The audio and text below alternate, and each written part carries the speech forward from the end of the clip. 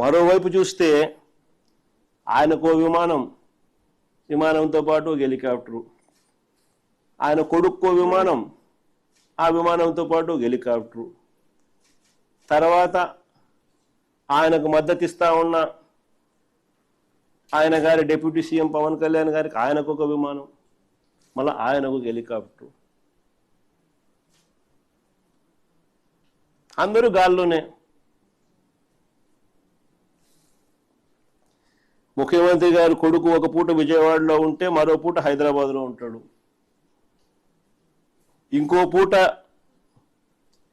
ఈ కొడుకు cricket match కోసం పక్క దేశం వెళ్ళి కొలంబోలో మ్యాచ్ చూస్తాడు రాత్రికి, మరుసటి రోజు ఉదయం మళ్ళీ విజయవాడలో ఉంటాడు, మళ్ళీ ఆ సాయంత్రం విజయవాడ నుంచి ఢిల్లీకి పోతాడు.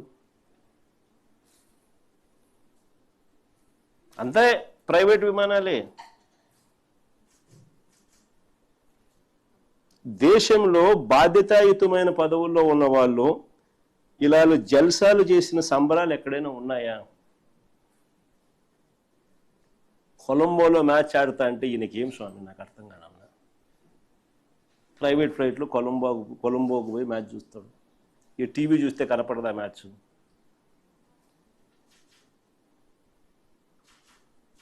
సరే క్రికెట్ అభిమానివే అనుకో, టీవీ చూస్తే కనపడదా?